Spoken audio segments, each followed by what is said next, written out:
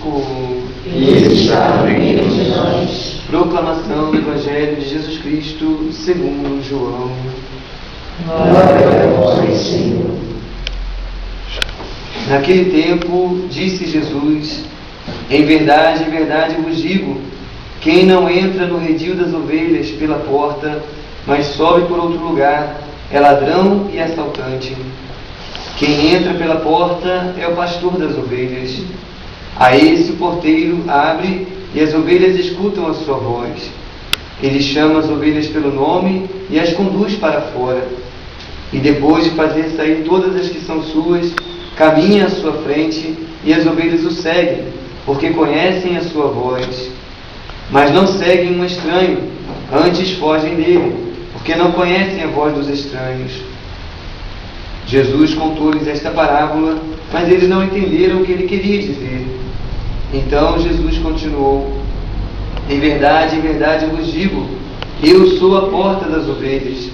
Todos aqueles que vieram antes de mim são ladrões e assaltantes, mas as ovelhas não os escutaram. Eu sou a porta. Quem entrar por mim será salvo. Entrará e sairá e encontrará pastagem. O ladrão só vem para roubar, matar e destruir. Eu vim para que tenham vida e a tenham em abundância.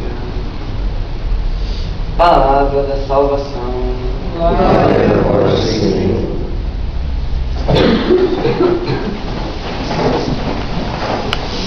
Nas leituras que nós ouvimos, na primeira leitura, no momento em que a igreja começa a compreender com uma clareza maior que realmente devia levar o Evangelho de Jesus a todos os povos, ou seja, também aos pagãos, né?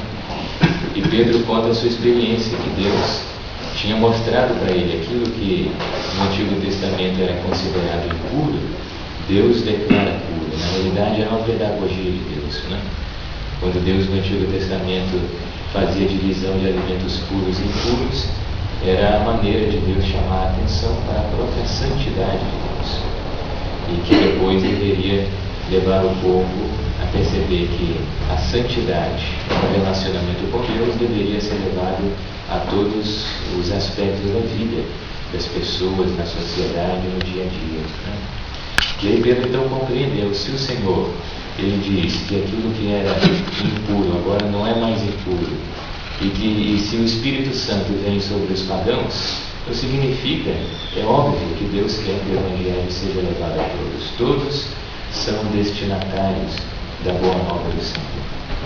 Nós vemos que o Senhor realmente ele vai cumprindo as promessas que ele tinha feito.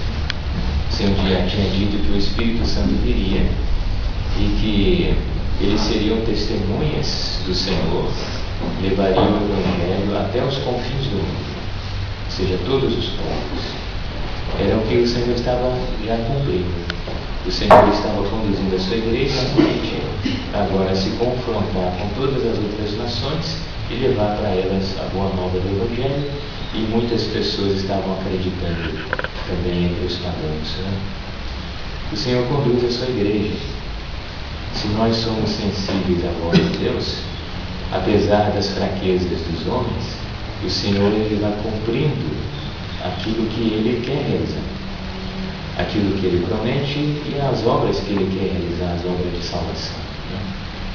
Pedro foi sensível àquela voz de Deus que falou com ele no momento de oração, né?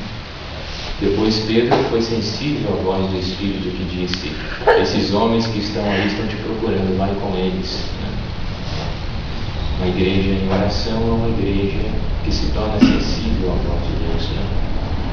No Evangelho também Jesus fala que as suas ovelhas escutam a sua voz.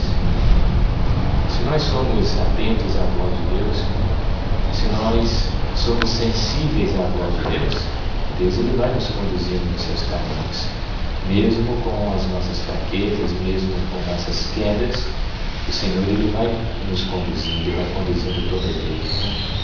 Mas é claro que para termos a sensibilidade à voz de Deus, em momentos mais importantes, nós precisamos ser sensíveis à voz de Deus no dia a dia. precisamos ser fiéis à vontade de Deus no dia a dia. Se nós somos fiéis no dia a dia, o nosso coração vai estar mais disponível para perceber a voz do Senhor. E aí sim Deus vai nos falar, né? Se nós não somos fiéis à vontade de Deus no dia a dia, provavelmente não seremos capazes de perceber a voz de Deus. Se vamos nos tornando fiéis à vontade de Deus no dia a dia, o coração vai se tornando mais, digamos, sensível à presença de Deus, né? Hoje, nessa Eucaristia, vamos pedir ao Senhor essa graça da fidelidade, né, para que nós possamos ter esse hábito de escuta, e que nós possamos seguir no caminho de Deus e ser conduzidos pelo Senhor nos seus caminhos.